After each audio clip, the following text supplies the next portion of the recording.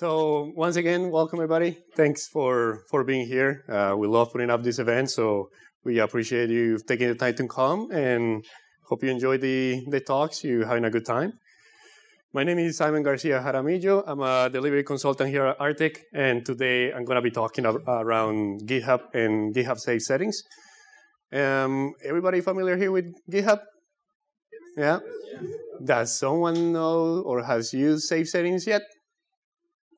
Oh, perfect. Perfect. So what I will be talking about is managing repository settings with GitHub Safe-Settings. Throughout my years in consulting, there's a common topic or issue that I see when I'm onboarding on new projects, when I'm starting something with a client, and it's all around user access, documentation, and sometimes what that means is we get on a new project. It takes a while for us to get access to the right repositories. Maybe some customers have the integration with AD, and it's just a matter of adding it to a team. Sometimes it's more a manual work. So that takes a little bit of time for us to get that access for it. And then once that happens, we end up with a bunch of access to repositories and different areas, but we don't know what's on those repositories. Maybe there's lack of documentation. There's not a README. Beside the name, giving us a hint of what the repo is about, we don't know the contents of what's holding. So we spend some time with either the engineers of the team or us just going through the repo, understanding what it is before we can actually start on the project. So this is why I want to talk about safe settings. It helps a little bit with these pain points. So let's start with explain a little bit what is safe settings. It's a node-based application that allows us through policy as code to configure settings for different GitHub repositories. These settings can be configured at different levels. So think about the org level. An enterprise in GitHub holds multiple organizations. So we can configure settings for these repositories, in this case, in a global setting under the orgs. The other example would be in a sub-org. So let's say we don't want the settings to apply to all the repos, but we want them just to apply to a collection or a set of repos. That's when we'll use a sub-organization. And finally, we have the repository level. Settings that will apply just to a single repo. We don't want it affecting everything else. So they will go on that level. The way the app works, it uses a set of YAML files containing all the settings that you want to define. So there will be a file for the global settings for the org. Depending on how many repos you want to manage via safe settings, then it will be a file for each repo for the repositories and so on for the organization. Something to note here is it's cascade, so the more granular, more specific settings definitions take precedence over those more broader ones. I'll expand a little bit more on that later. So let's go over some benefits and use cases of using GitHub Safe-Settings. So something that I like is the centralized management and the automated repository creation. When I mean centralized management, all the settings for our repos will be held in a single repository, will be the admin repository. So rather than us having us going through the settings of an individual repo, configuring it to match whatever our standard is in our organization, we can just commit a couple files, ensure those settings are there in the admin repo, and it will apply to the different organization or repositories you have. It also allows us to create, if we define a setting for a specific repo, it allows us to create that repo automatically, so it doesn't need to exist. There's a couple flags that I will introduce later, and that will create the repo for us. Another benefit is the setting standardization and consistency. So there's times where we're working with 3 different repos that are part of the same application or maybe pipelines.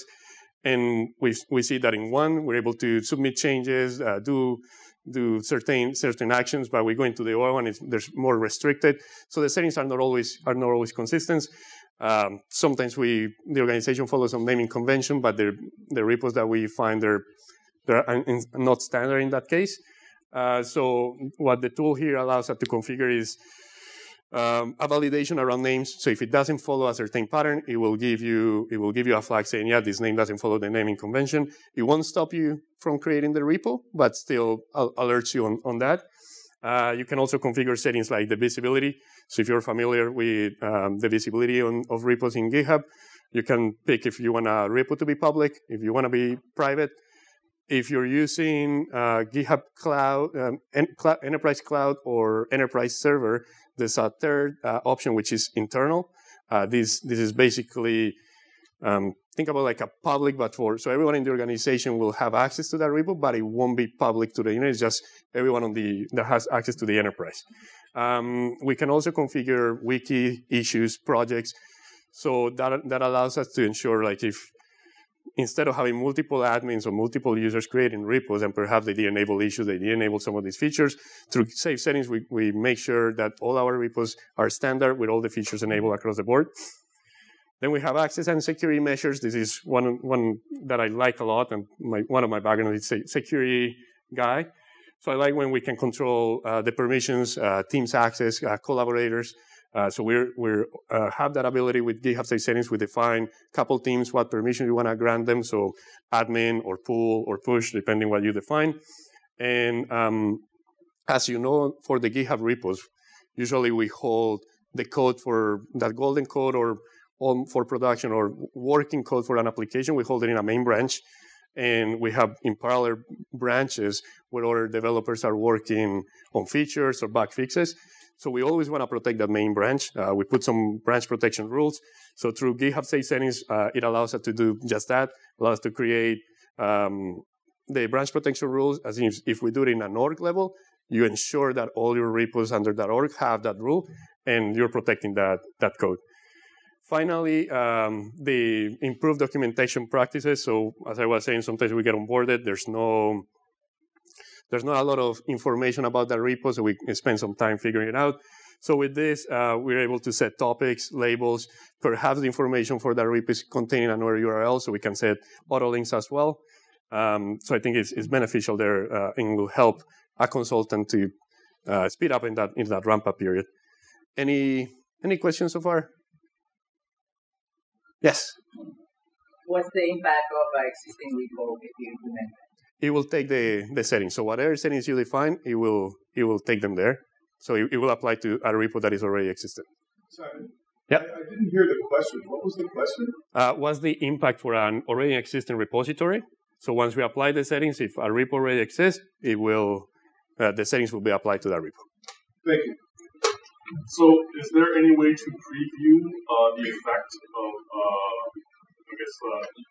code that you write before you apply it? Yes, so I'll expand a little bit that later, but basically there's when we commit a file, a settings file to that admin repository, usually when you're doing changes, you create a pull request. So on that pull request, there's an automatic check that comes up. It will tell you what repos are going to be affected, what sections of the features are going to be affected.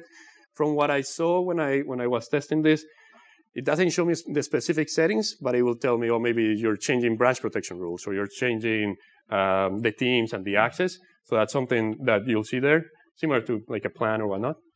Make sense? Perfect. So let's talk a little bit about the application configuration. What goes into the main app and the settings. So the app runs is a node-based app. It runs in a container. There's two primary files that you configure or set for the app. One is contains the environment settings. So in this file, you'll pinpoint what is your GitHub deployment, what's the org you're applying this to, and then I'm highlighting here a couple points. So of course, for everything to work, you need a GitHub app to talk to the Safe Settings app and listen to webhooks or events to apply the settings. This information is sensitive, so we gotta make sure we protect this file, like we just access that is limited access. You perhaps want to integrate it with a secrets management solution to protect that private key and the secret. Then on the second box, we have two important features. One is being able to see the logs. So if you configure something wrong in the settings file and it's not compatible with the application, then we're able to inspect those logs and see what was the issue. And finally, a cron. I'll expand a little bit more on that at the end as well. But it's basically a schedule how often you want the application to run, to check, to go and commit changes or whatnot. The next file is the deployment settings file. I like to think of this as kind of the guardrails for the settings overall that you set on the organization.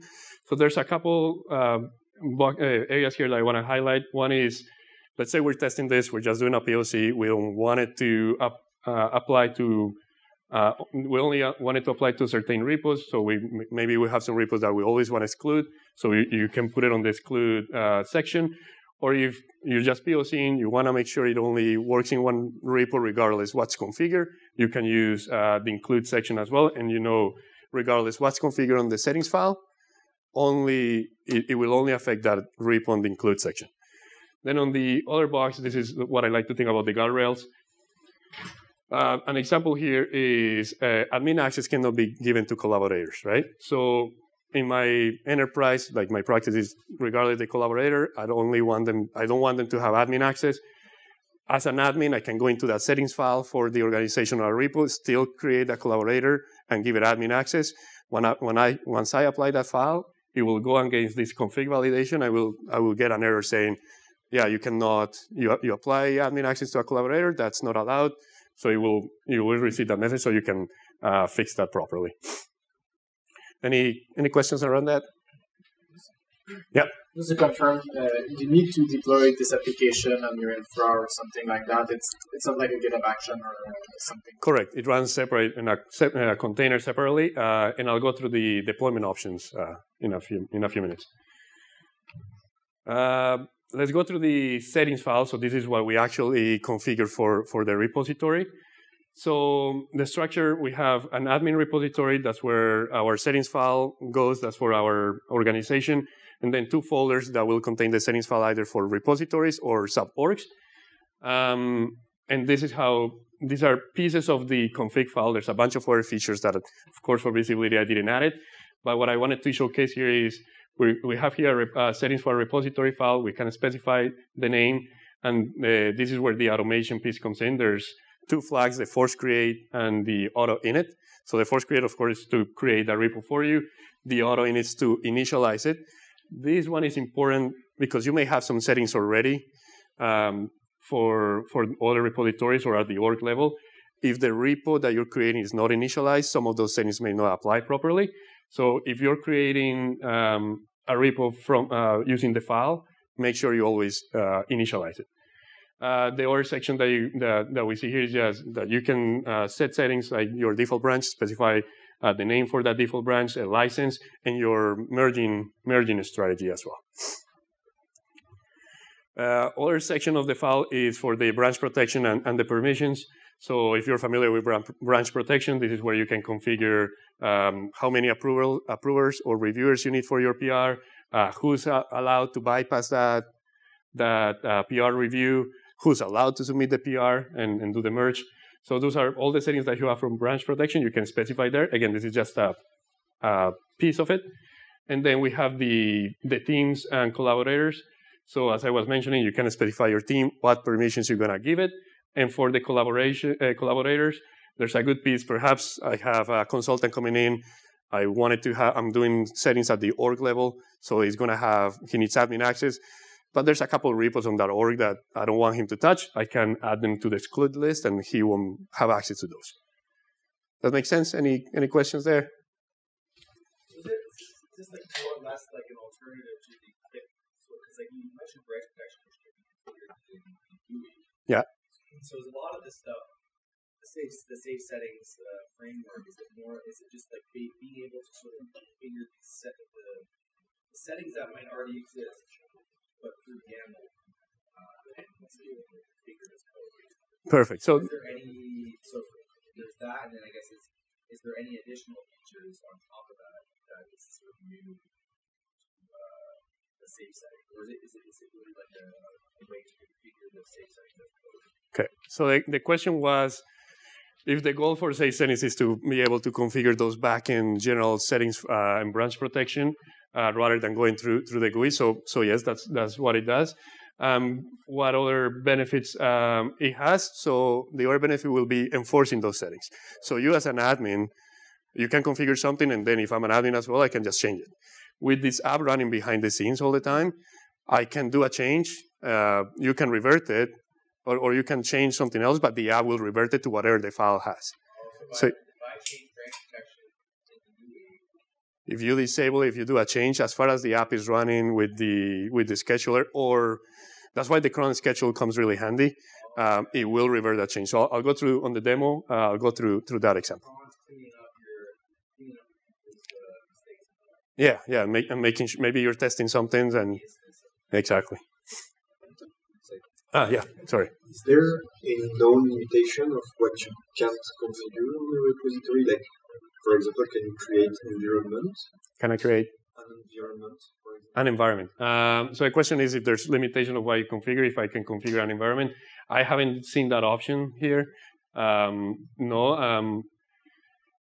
I know we can create repos from templates, but I'm not sure if I have to test if that's something we can also, if that will transfer. But as far as environments, haven't played with that feature. If it's the GitHub templates, normal, the environments are not. It won't be there. So, cool. So let's talk a little bit about the deployment and the execution. So right now on the GitHub Safe-Settings repo, you will find documentation that supports the deployment in Docker. That's what I'm currently running for this demo. Then we also have Helm charts if you want to apply that for Kubernetes. We actually, a colleague of us, not here tonight, he actually made some contribution to the Helm charts recently, so that's it's good to see. And then you can also run it in Heroku and Glitch. This is around the triggers. So what triggers the safe setting to execute, to take place? So we talk about the cron, that's the schedule that you can set. But if maybe you're POCing or you're doing a demo and you don't want the thing to run automatically, it also listens to some events. So one will be a repository gets created. Once that happens, a webhook goes into the app telling safe settings, hey, go and kick in and apply the settings either for an org or as a org, whatever you have. So it will apply those respectively. If you do any modifications to your settings file or any of the repo specific or sub-org settings file, it will pick up that as well and apply them, send a webhook event and apply them to the repository respectively, and then the pull request. So something we talked earlier, you can do a dry run or a no-op test. So you'll submit a pull request against that admin repo. It will show you that if the changes that you're proposing that you want to merge, if they're merged, it will show you what repos are affected, what sections those settings are being changed. Yep. I said it's like relatively punctual interactions. Have you seen any deployment options using serverless things for that? No, not for that yet. Yeah, the project started when I was checking. I think the fall of 2021, so it's still recent. If we go into the version, it's still in release candidate. So I think it's still on the works. But I can see that like a nice serverless option, but they don't have it. I was talking to somebody else earlier, and they asked, well, if it's something that GitHub can provide, why do they put it right away on the GUI, right? Yeah. So I presume it's something that's on the works and they're testing, and I cannot talk for GitHub here. But if it's something that it gets adopted, I don't see why they cannot put it on the GUI itself. Yes, Greg? Yeah, I think that makes sense. I think that's been it's a common pattern with early release sort of stuff. So this thing's like an actual service that runs somewhere. I think eventually that probably would be onboarded as sort of a native. The way I was envisioning it earlier was like it's just files in a repo and that's it. But it's actually a service. Yeah. Either it's some sort of microservice or Kubernetes, whatever, Docker. Then it's just idling and then checking the repos. Exactly. So yeah. I think there's been other things that's like early release type behaviors where it's like eventually it will be integrated. They want to start in a controlled fashion so they can test it and develop it properly. Yeah, I agree. Well, so let's go into a little bit of the demo now. Where's my? I'm sure I can go from here.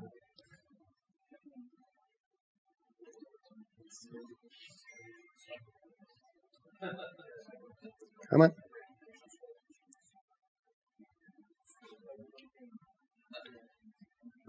That didn't work. Okay, I'm just gotta stop the sharing for a minute here.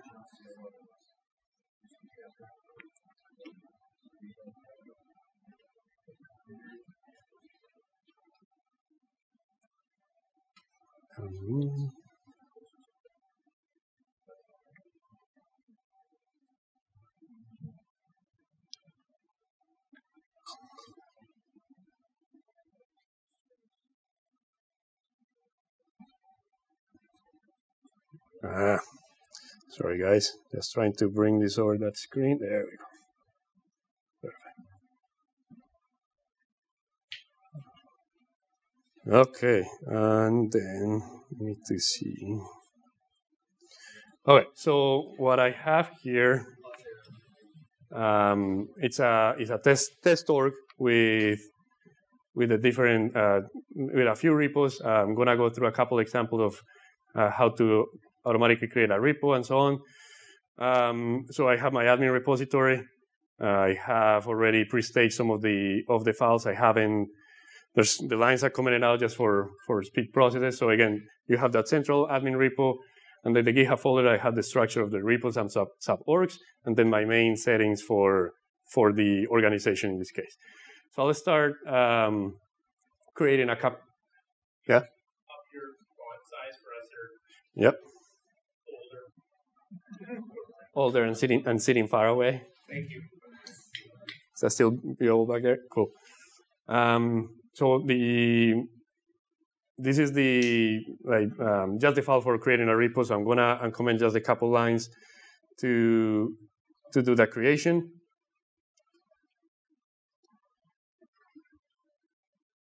I'm not gonna follow much on the commit standards just for sake of speed.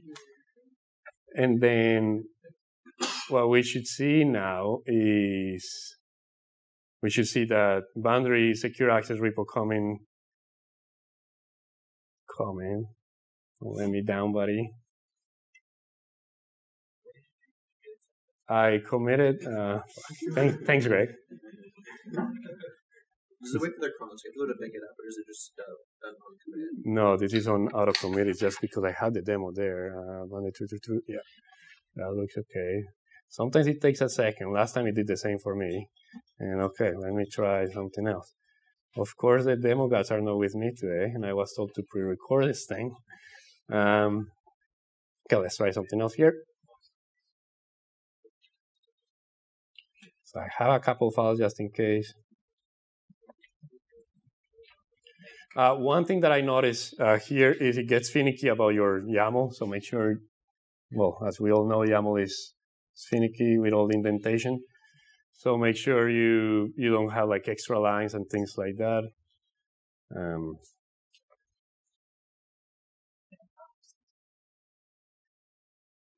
Okay, let's check this out. If not, I have to go in troubleshooting mode and check what's going on. And that's what I have to do now. Okay, give me 1 sec. Where's my bar? So you expect a new repository to pop up magically. Maybe try Control F5. I tried the refresh. No, but there's something, I have something wrong here. Just give me 1 sec. Gotta make sure the container is running. And it is, so. I'm just going, behind the scenes, I'm going over the logs just to see what is it complaining about, but I may move to another example if this doesn't work.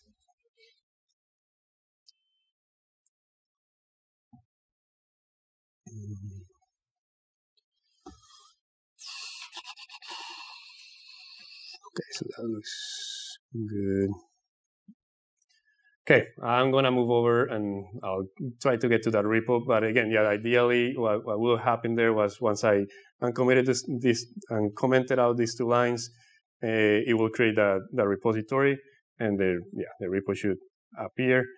So I hope it's not gonna do the same for the other stuff, because otherwise, what I was testing earlier is not working as expected now. So now. So I have, as I was showing, a couple repos here. There's no, I'm gonna show you a few settings. There's no like themes. There's not much configured on them right now.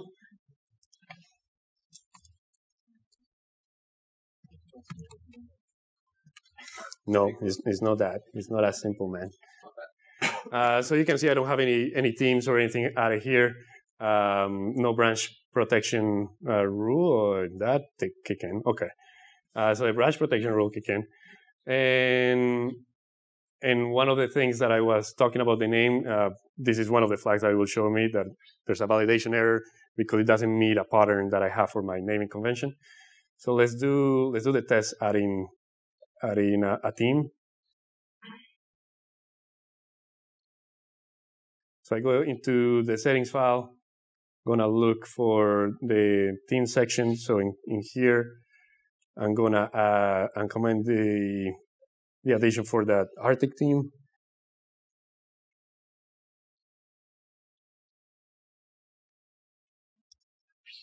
And upon commit, I should see this theme getting created on that repo. The reason why the branch protection show up is because I didn't have it commented out, but this is basically that definition. One thing I can show is, I'm gonna kill 2 birds here if this works. So I'm gonna remove the branch protection. So to answer the question earlier, what happened, like what's the benefit of having it? So yeah, we can configure it.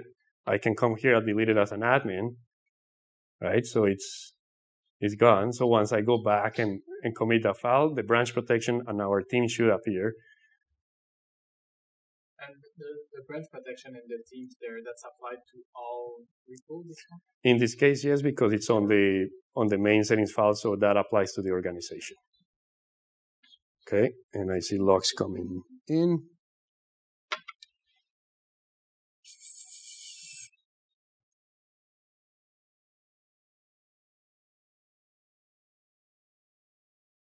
Oh, I see. Okay, I see what's going on. This may not work today.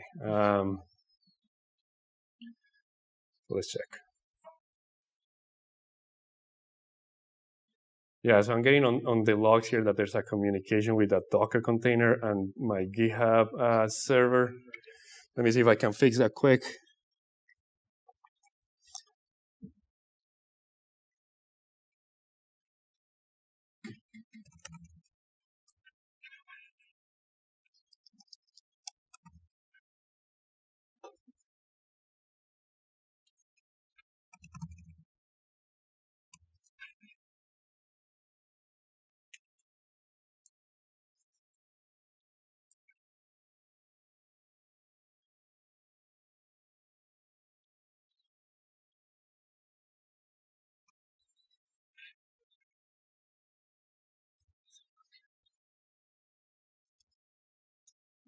Okay, just restarting the container there to see if those logs go away.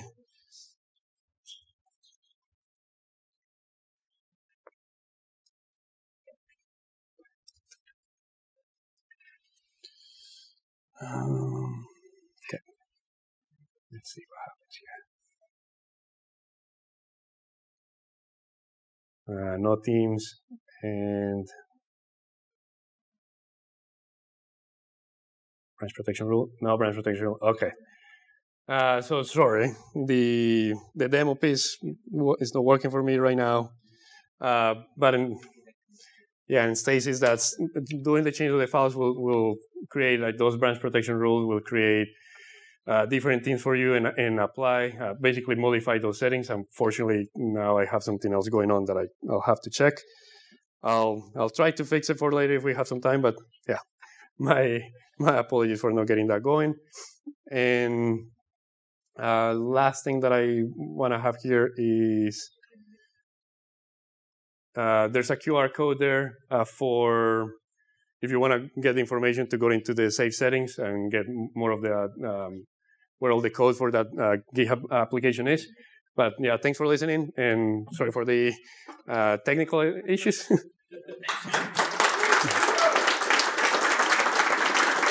Thank you.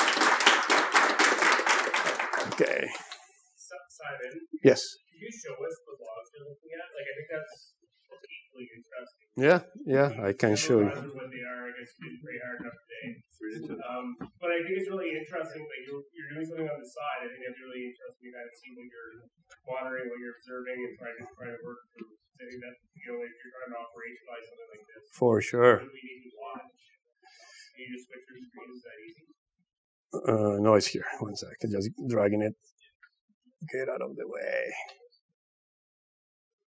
No, fuck that. I love this screen share sometimes.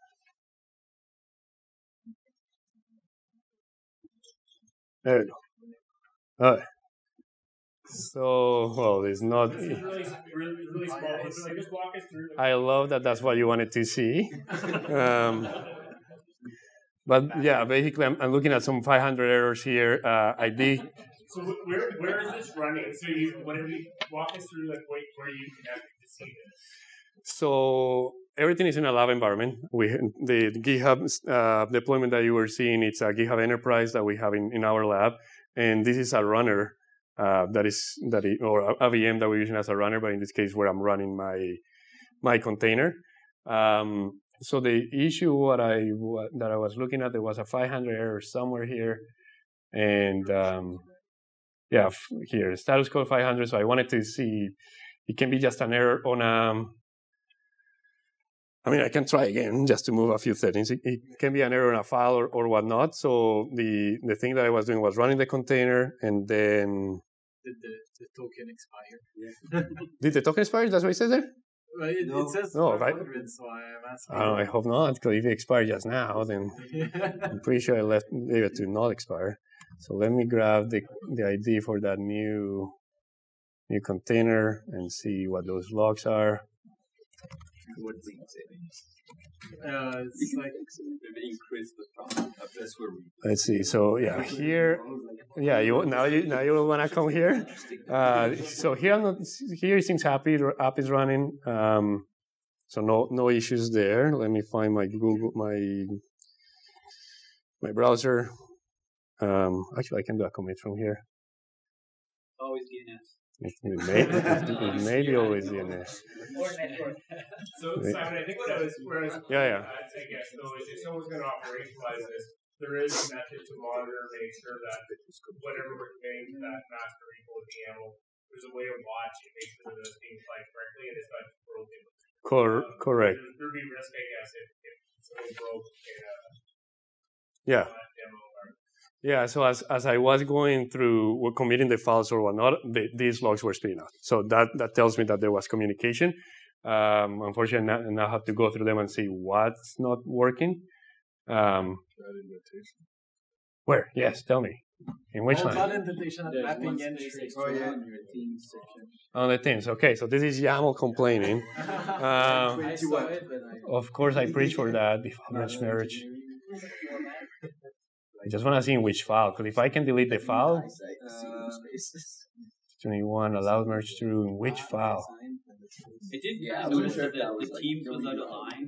It's on it can be, there's a couple places where I know I'm doing this. The last file you were editing, right? Hmm? The last file you were editing, I saw like the teams line. It wasn't a line? Yes. Oh, so you guys already knew the issues here, and it's making me sweat it here. Fuck. Sorry. Fun. I say fun, guys. Talking about. Okay, on the was that on the 921. You uncommented teams. So this is where I did teams. Yeah, 21. Is that out of line? Oh yeah, you missed the space. Well, the screen sharing is messing me up. Okay. So the extra space is where? Before teams. There's a space there. Oh no, you should delete. Is that supposed to be the same with delete?